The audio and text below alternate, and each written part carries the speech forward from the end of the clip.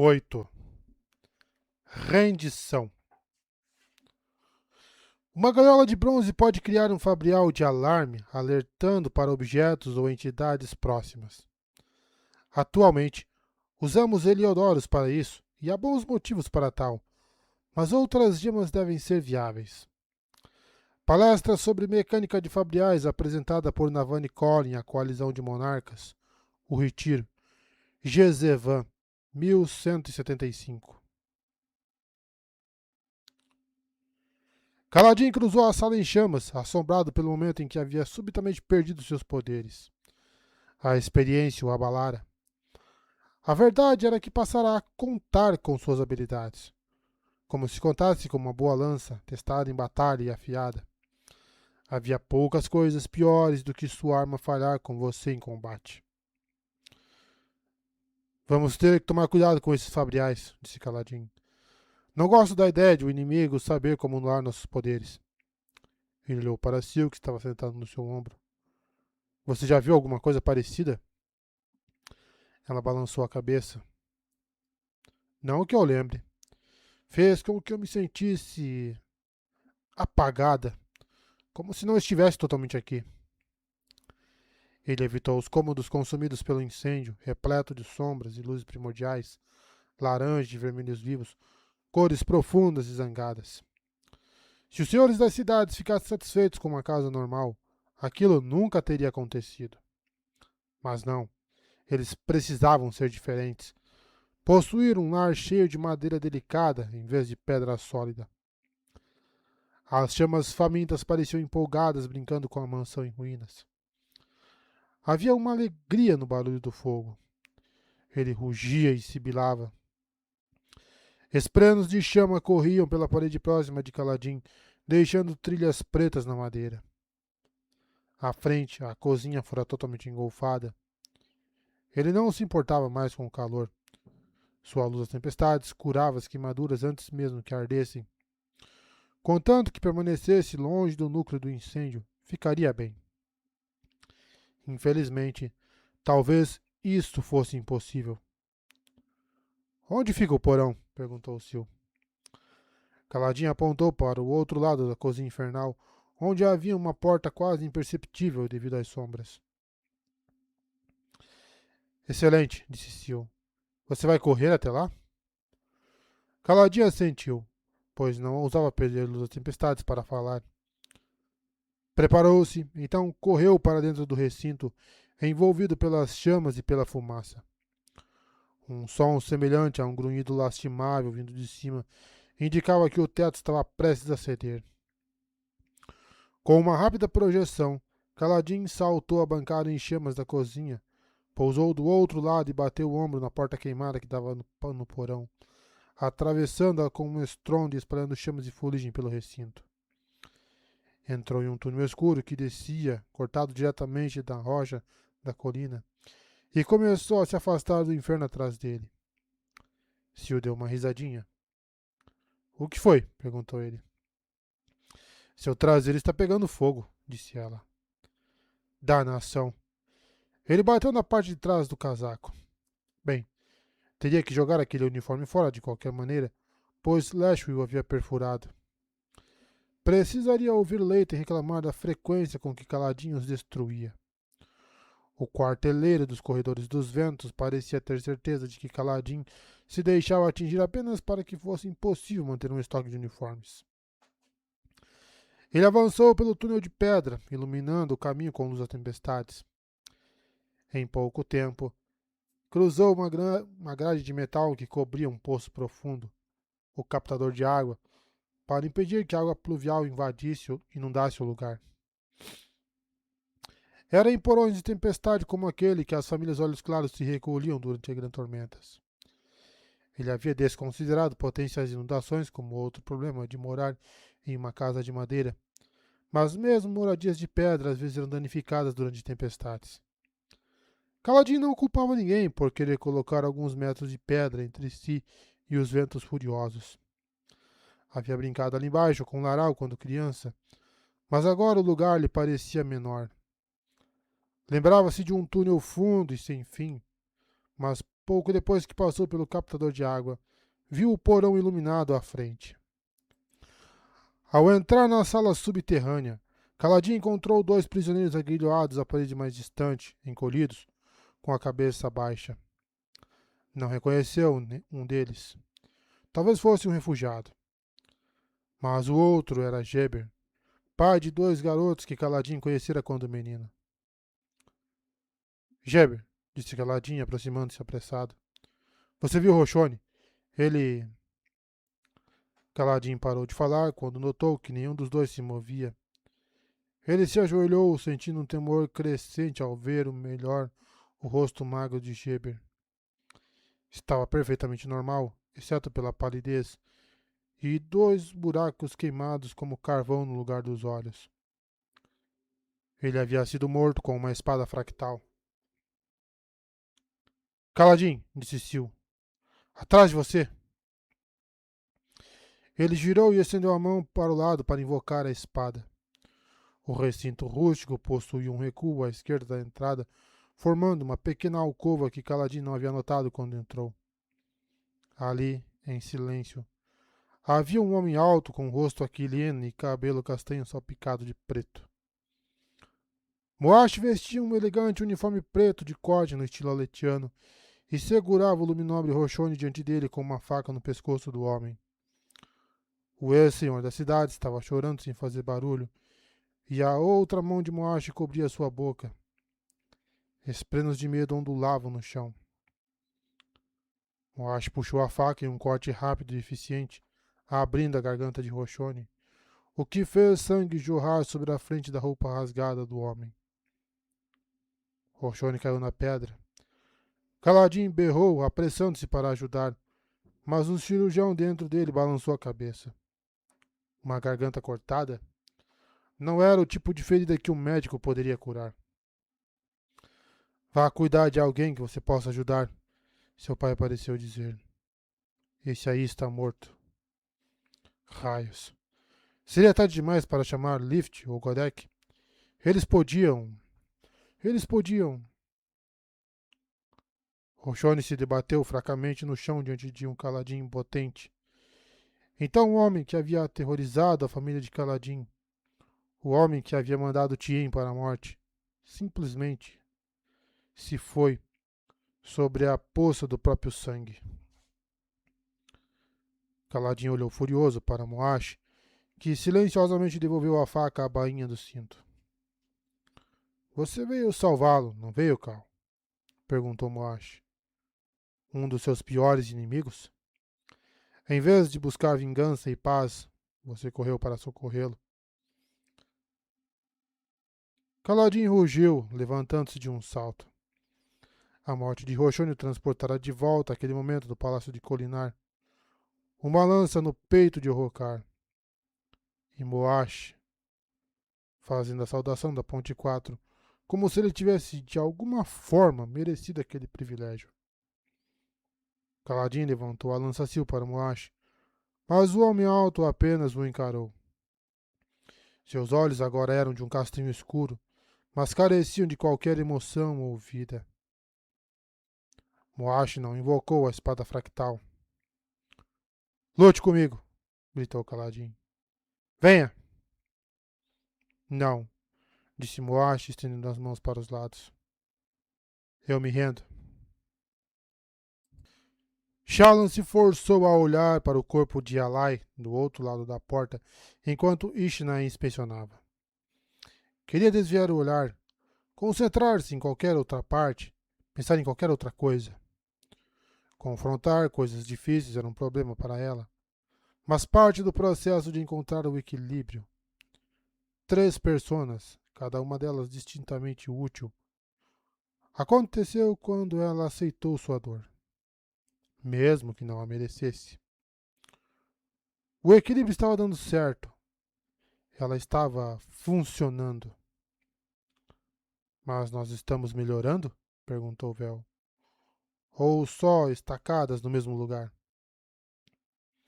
Por mim, não piorar já está bom, pensou Shallan. Por quanto tempo? Retrucou Vel. Já faz um ano que estamos firmes contra o vento, sem recuar. mas também sem progredir. Você precisa começar a lembrar em algum momento. As coisas difíceis, não. Aquilo não. Ainda não. Ela tinha um trabalho a fazer. Shallan desviou-se do corpo e concentrou nos problemas à mão. Teriam sangue espectros espiões no círculo interno de Shallan? Ela achou a ideia não apenas plausível, como provável. Adolin podia estar disposto a considerar aquela missão um sucesso, e Shallan podia aceitar ter conseguido se infiltrar nos Filhos da Honra. Havia pelo menos provado que ela era capaz de planejar e executar uma missão. Mas não conseguia afastar a sensação de que, apesar dos esforços de Vel, ela fora manipulada por Mraize. Nada aqui a não ser algumas garrafas de vinho vazias, declarou Rubro, abrindo gavetas e gabinetes na arca. Espere, acho que encontrei o senso de humor de Gás. Ele levantou algo minúsculo entre dois dedos. Não, só um pedaço de fruta murcha.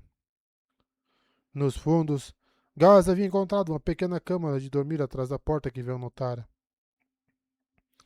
Se você encontrar meu senso de humor, mate-o, retrucou ele lá de dentro. Será mais misericordioso do que forçá-lo a lidar com suas piadas, Rubro. A luminosa Shallan acha graça, certo? Qualquer coisa que irrite Gás é engraçado, Rubro, disse ela. Bem, eu irrito a mim mesma, exclamou Gás. Ele colocou para fora do recinto a cabeça totalmente barbada, agora com 2 olhos funcionais. O olho perdido crescera de novo depois de ele finalmente aprender a sugar a luz das tempestades, há alguns meses antes. Então devo ser o homem mais tormentosamente hilário do planeta. O que estamos procurando, Shallan? Papéis, documentos, cadernos, cartas, qualquer tipo de texto. Os dois continuaram a inspeção. Iam encontrar alguma coisa óbvia, mas ia lá indicara que havia algo incomum a ser descoberto. Algo oculto. Algo que Mraize não ia querer que Shallan possuísse. Ela andou pelo cômodo, então girou um pouco e olhou para cima. Como Vel deixara passar os arabescos elegantes feitos com tinta no teto que circundavam toda a sala. Além disso, o tapete no centro podia ser monocromático, mas era espesso e bem cuidado. Ela tirou os sapatos e as meias com os pés e caminhou sobre o tapete, sentindo as linhas luxuosas sob os dedos. O recinto era modesto, sim, mas não era desolado. Segredos. Onde estavam os segredos? Padrão Zumbi em sua saia enquanto ela ia até a arca e inspecionava os vinhos. E Alai havia mencionado uma safra rara. Aqueles vinhos eram a pista. O jeito era provar. Shallan havia passado por testes muito piores ao cumprir seus deveres. Rubro a observava, com a sobrancelha levantada enquanto ela começava a se servir, e provar um pouco de cada. Apesar da longa ruminação de Alai sobre vinhos, Shallan achou que a maioria tinha um sabor distintamente ordinário. Contudo, não era uma especialista. Apreciava qualquer coisa com um gosto bom e que a embebedasse. Pensando nisso, ela inspirou um pouco de luz das tempestades e queimou os efeitos do álcool. Não era hora para ficar com a mente confusa. Embora a maioria dos vinhos fosse comum, ela achou que um que não conseguiu identificar. Era um vinho doce, profundamente vermelho, de cor sangrenta. Não se parecia com nada que ela houvesse tomado antes. Frutado, mas robusto e talvez um pouco pesado. Era essa a palavra certa? Achei umas cartas, disse Gás do quarto. Também tem alguns livros que parece que ela escreveu à mão. Recolha tudo, ordenou Shallan. Vamos verificar depois. Preciso fazer uma pergunta a Adolin. Ela levou a garrafa até ele. Vários guardas vigiavam a entrada e parecia que ninguém no acampamento de guerra havia notado o ataque. Pelo menos ninguém fora bater à porta. De novo, Shallan fez questão de ignorar o corpo, mas então se forçou a olhar. Adolin se aproximou e falou em voz baixa. Nós temos que ir. 2 guardas escaparam. Talvez seja o caso de escrever para que alguns corredores dos ventos nos encontrem para uma extração rápida. E o que aconteceu com seus sapatos? Shawn olhou para os pés descalços que apareciam sob os vestidos. Eles estavam impedindo minha habilidade de pensar. Sua... Adolim passou a mão pelo cabelo louro com mechas pretas maravilhosamente desarrumado. Querida, você é deliciosamente esquisita de vez em quando. O resto do tempo sou apenas insonsamente esquisita. Ela estendeu a garrafa. Beba, é pela ciência.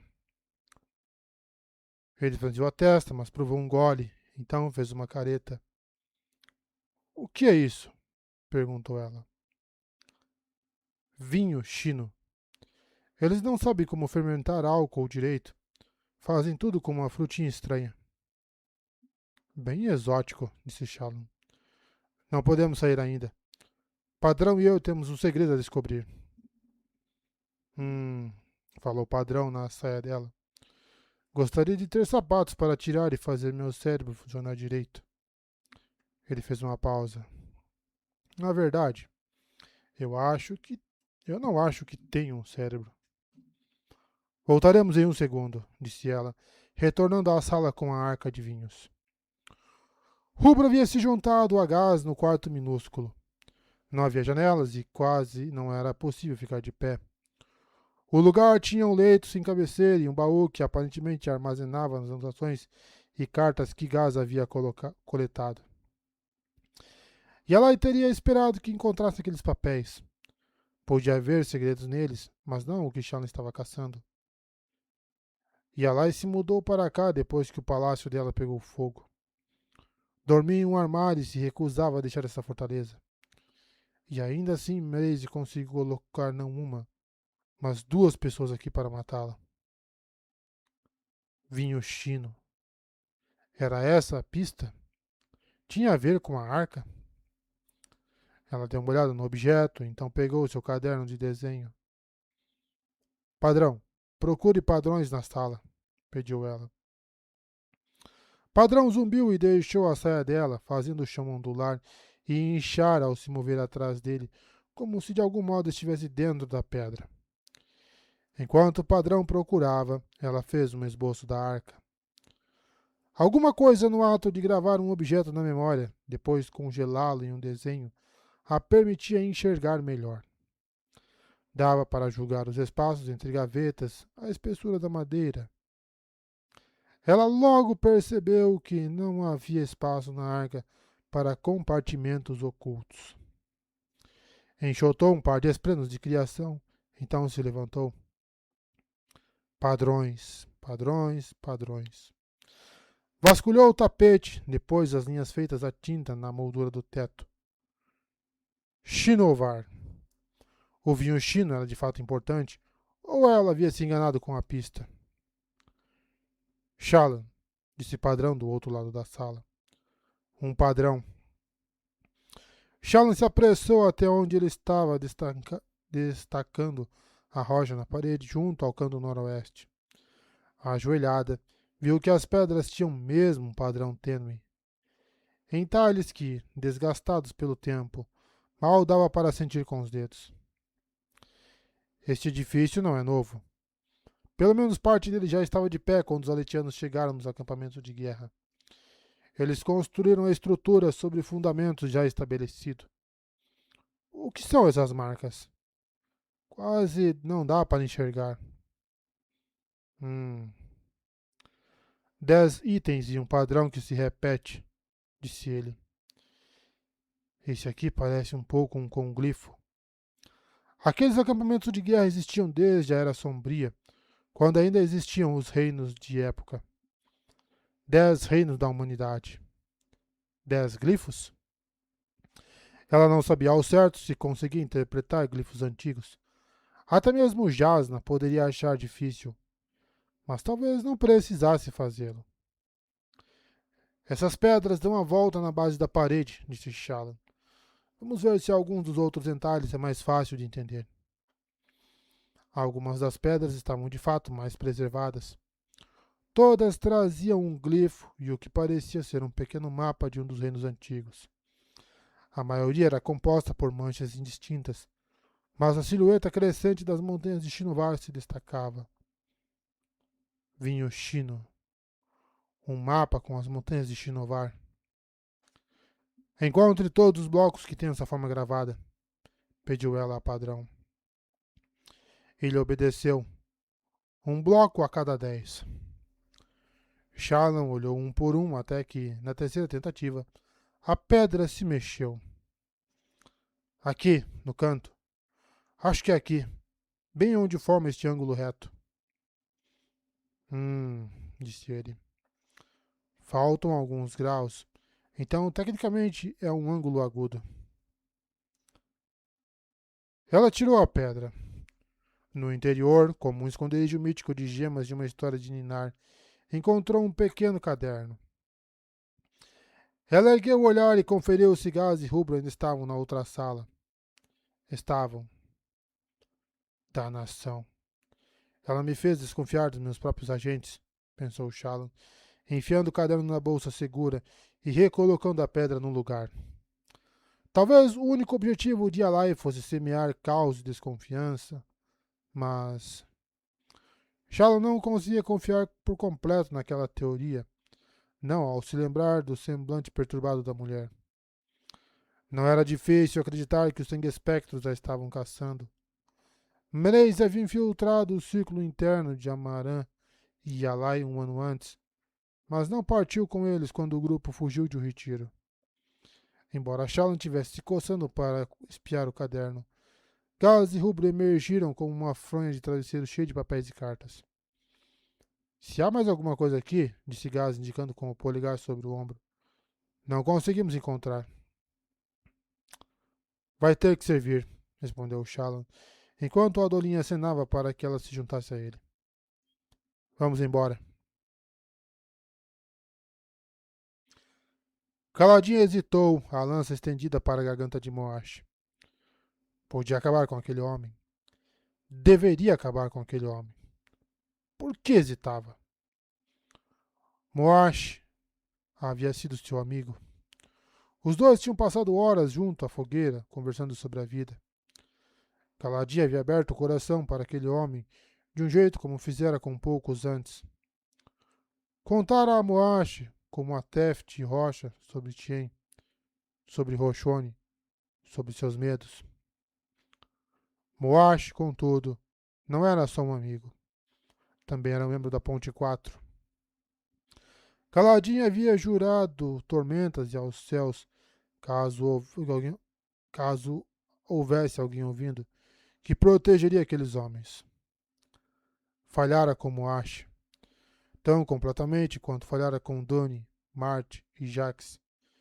E de todos eles, perder Moash foi o que mais doeu. Porque naqueles olhos impiedosos Caladin via a si mesmo. Seu canalha, sibilou Caladin. Você nega que eu tenha justificativa para isso? Moash chutou o corpo de Roshone. Você sabe o que ele fez. Sabe o que ele me custou. Você matou Elrocar por aquele crime. Porque ele merecia. Como este aqui merecia também. Moash balançou a cabeça. Eu fiz isso por você também, Cal. Você deixaria a alma do seu irmão gritar nas tormentas sem ser vingada? Não ouse falar de Tien, retrucou Caladin. Sentia que estava prestes a perder o controle. O que acontecia sempre que pensava em Moash, no rei Elrocar morrendo e em fracassar com o povo de Colinar e os homens da guarda da muralha. Você exige justiça? Perguntou Caladin, indicando os cadáveres acorrentados à parede. E Gebre, aquele outro homem, você os matou por justiça? Por misericórdia, retrucou Moash. Melhor uma morte rápida do que deixá-los agonizando, esquecidos. Você podia tê-los libertado. As mãos de Caladinho estavam suando na arma e sua mente não conseguia pensar direito. Sua luz das tempestades estava acabando, quase esgotada. Kaladin, chamou Siu. Vamos embora. Nós temos que fazer algo com ele, sussurrou Kaladin. Eu tenho que... Tenho que... O quê? Matar Muash enquanto ele estava indefeso? Aquele era um homem que Kaladin deveria proteger, salvar. Que eles vão morrer, você sabe, disse Muash em voz baixa. Cale a boca. Todo mundo que você ama, todo mundo que você acha que pode proteger, todos vão morrer no final das contas. Não há nada que possa fazer em relação a isso. Mandei calar a boca, urrou Kaladin. Muash deu um passo em direção à lança, baixando as mãos ao dar um segundo passo. Kaladin, estranhamente, percebeu que estava recuando. Sentia-se muito cansado ultimamente e, embora tentasse ignorá-la, tentasse seguir em frente, sua fadiga de repente se tornou um peso. Usara muito da sua luz das tempestades para lutar e depois para atravessar o fogo. Ela se esgotou naquele exato momento e Kaladin perdeu as forças. O entorpecimento que havia ignorado durante toda a batalha se apoderou dele. A exaustão. Atrás de Muash, o fogo distante crepitava e estalava. Muito longe, um desabamento alto ecoou pelo túnel. O teto da cozinha havia finalmente desmoronado. Pedaços de madeira em chamas caíram pelo túnel, as brasas se extinguindo na escuridão. Você se lembra do abismo, Cal? Sussurrou Moash. Na chuva, naquela noite, de olhar para as trevas lá embaixo e saber que era o único jeito de escapar. Você soube naquele momento. Tenta fingir que esqueceu, mas sabe. Assim como sabe que as tempestades virão e que todos os olhos claros mentem. Só há uma resposta, um caminho, um desfecho. Não, sussurrou Caladinho. Eu achei um caminho melhor. Não sinto culpa. Eu a entreguei e, ao fazer isso, me tornei a pessoa que sempre poderia ter sido, se não houvessem me impedido. Você se tornou um monstro. Eu posso acabar com a dor, Cal. Não é isso que você quer? Que seu sofrimento acabe? Caladinho se sentia em transe, paralisado como estivera quando vira eu Rocar morrer. Uma desconexão que vinha infeccionando dentro dele desde então. Não, estava crescendo havia mais tempo. Uma semente que o tornava incapaz de lutar, de decidir, paralisando enquanto seus amigos morriam. A lança escorregou dos seus dedos. Sil estava falando, mas ele não podia ouvi-la. A voz dela era uma brisa distante. Há um caminho simples para a liberdade, disse Moash, estendendo o braço e pondo a mão no ombro de Kaladin. Um gesto familiar e reconfortante. Você é meu amigo mais querido, Cal. Quero que pare de sofrer. Quero que seja livre. Não. A resposta é deixar de existir, Cal. Você sempre soube disso, não é? Caladinho o encarou entre lágrimas e a parte mais profunda dele. O garotinho que detestava a chuva e a escuridão recuou para dentro de sua alma e se encolheu. Porque ele queria que a dor passasse. Queria muito. Eu preciso de uma coisa de você, continuou Moash. Eu preciso que admita que estou certo. Preciso que você veja. Enquanto eles continuarem morrendo, lembre.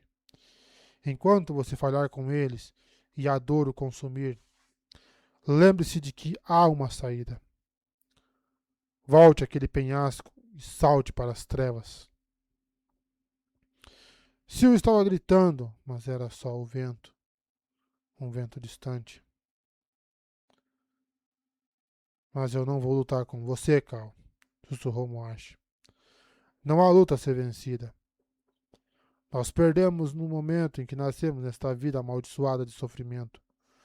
A única vitória que nos resta é escolher acabar com ela. Eu achei meu caminho. Há um aberto para você. Ó Pai das tempestades, pensou Caladinho. Ó Todo-Poderoso. Eu só... Eu só queria parar de fracassar com as pessoas que amo. Luz explodiu na sala. Límpida e branca, como a luz do diamante mais fulgurante. A luz do sol. Uma pureza resplandecente e concentrada.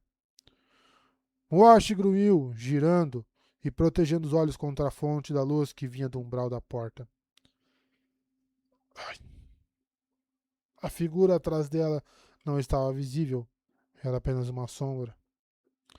Moashi recuou diante da luz, mas uma versão dele, transparente e tênue, surgiu e andou em direção à luz, como uma imagem residual. Nela, Kaladin viu o mesmo Moashi, mas de algum modo mais empertigado, usando um brilhante uniforme azul. Ele levantou uma das mãos, confiante, e embora Kaladin não pudesse vê-las, soube que pessoas haviam se reunido atrás daquele Moashi, protegidas, seguras.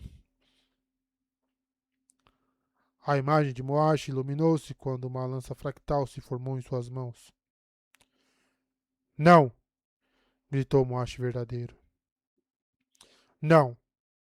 Leve! Leve minha dor! Ele cambaleou para o lado, furioso, e uma espada fractal, a espada do assassino de branco, se formou em suas mãos.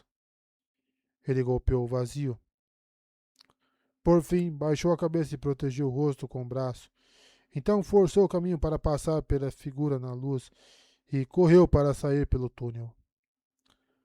Kaladin se ajoelhou, banhado na luz cálida. Sim, calor. Kaladin sentia calor. Sem dúvida, se existia mesmo um ser divino, ele estava naquela luz, contemplando Kaladin. A luz sumiu e um rapaz comprido de cabelo preto e loiro correu para segurar Kaladin. Senhor, chamou Renarin. Kaladin, senhor, está tudo bem? Acabou sua luz das tempestades? Eu... Kaladin balançou a cabeça. O quê? Vamos, disse Renarin, pegando-o por debaixo do braço para ajudá-lo a se levantar. Os moldados recuaram. A nave está pronta para partir. Kaladin assentiu, entorpecido, e deixou que Renarin o ajudasse a se levantar.